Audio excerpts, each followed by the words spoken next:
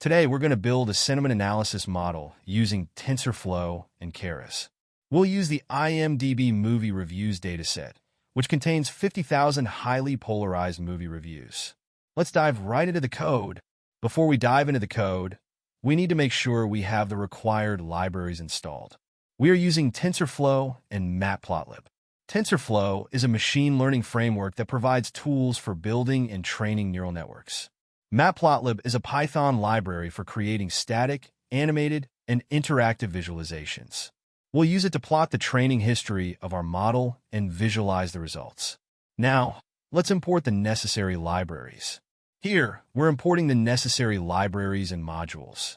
We're using TensorFlow, which is a powerful machine learning framework. We're specifically importing parts of Keras, which is a high-level API that runs on top of TensorFlow. TensorFlow is our main library for building and training neural networks. IMDb is a dataset of movie reviews that we'll use for sentiment analysis. Sequential is a model type in Keras that allows us to build our network layer by layer. Dense, embedding, and global average pooling 1D are different types of layers we'll use in our model. Pad sequences is a utility function we'll use to ensure all our input sequences have the same length. Next, we'll load the IMDb movie reviews dataset. This dataset contains 50,000 highly polarized movie reviews. Here we are using the load data function to load the movie review dataset. It splits the data into training, xtrain and ytrain, and testing sets, xtest and ytest. Xtrain and xtest contain sequences of integer-encoded words representing the movie reviews, while ytrain and ytest contain the corresponding sentiment labels, 0 for negative, 1 for positive, for each review. We also specify the number of words to 10,000 to limit our vocabulary to the 10,000 most frequent words. This helps reduce model complexity. Now, let's preprocess the data. We'll pad the sequences to ensure they are all the same length. Here, we're using the pad sequences function to ensure all reviews have a uniform length of 256 words. If a sequence is shorter than 256 words, this padding parameter pads reviews with zeros at the end. If it's longer, this truncating parameter truncates it to 256 words. Let's print the xtest and ytest to see how it looks like.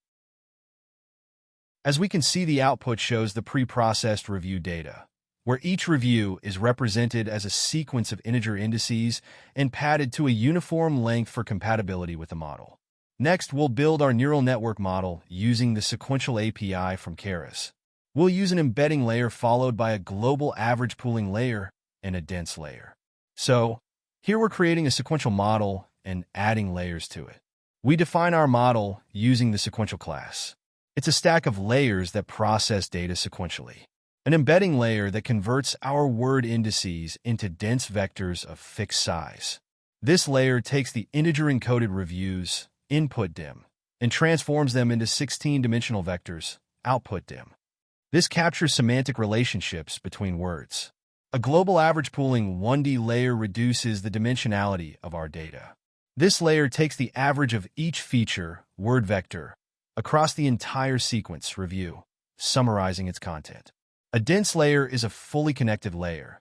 It has 16 neurons and uses the ReLU activation function, introducing nonlinearity. This final output layer has 1 neuron and uses the sigmoid activation function. Sigmoid squashes the output between 0 and 1, making it suitable for binary classification, positive or negative review. Next, we compile our model. We use the Atom Optimizer, a popular optimization algorithm that efficiently updates model weights during training. Since we're dealing with a binary classification problem, positive or negative reviews, we use binary cross-entropy as the loss function. It measures the difference between the predicted probabilities and the true labels. We also monitor the accuracy during training. Accuracy is the fraction of correctly classified reviews. Now we train the model using the training data. In this fit method, we are passing xtrain and ytrain our training data. We're training for 10 epochs. The model will go through the training data 10 times.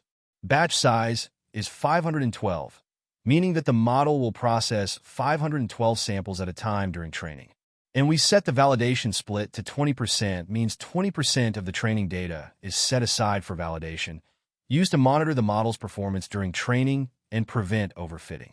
Looking at the output, you can observe the model's performance steadily improve during training. The training accuracy and loss generally decrease with each epoch, suggesting the model is learning from the data. Similarly, the validation accuracy and loss also show improvement, indicating that the model is generalizing well and avoiding overfitting. After training, let's evaluate the model's performance on the test data. This gives us the final accuracy of our model on unseen data.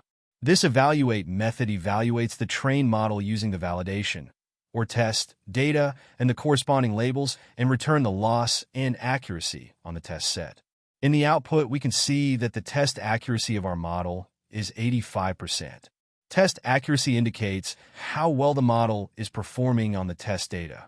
A higher accuracy means the model is making more correct predictions. Let's plot the training history to visualize the model's performance over the epochs.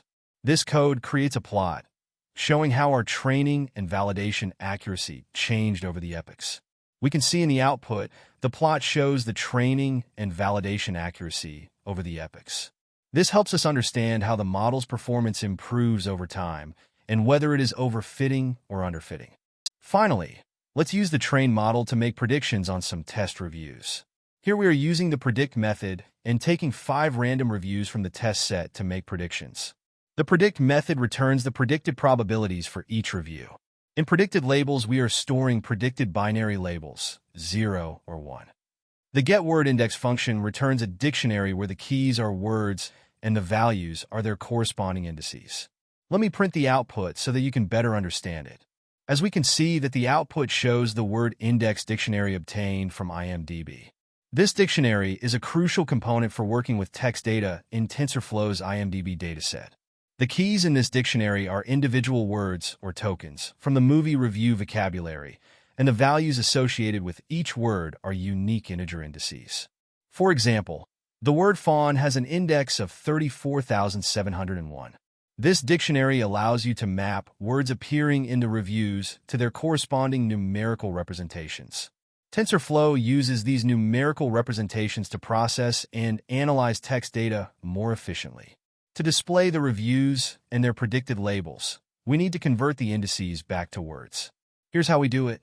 For each review, we convert the indices to words and join them into a string. And then we reverse the word index to get a dictionary where the keys are indices and the values are words. If we print this index word, we can see a reverse mapping of the original word index dictionary. Finally, this loop iterates over the selected reviews, converts the integer indices back to words, and prints the review and its predicted sentiment. We also access the actual label for the current review from the y-test array and print it along with the predicted label. As we can see, the output shows the results of the sentiment analysis model on 5 movie reviews. We can see how well the model is performing by comparing the predicted labels with the actual labels. In our output, we can see 3 correct predictions out of 5. That means the model's accuracy on these 5 reviews is 60%. The model appears to struggle with certain types of reviews or may be influenced by biases present in the training data. Further analysis of the misclassified reviews could provide insights into the model's weaknesses and potential areas for improvement. Remember that this is just a small sample of the model's performance. To get a more comprehensive understanding of its capabilities, it's important to evaluate it on a larger dataset and consider various metrics beyond accuracy. And that's how you build, train, and evaluate a simple sentiment analysis model using TensorFlow and Keras. Thanks for watching.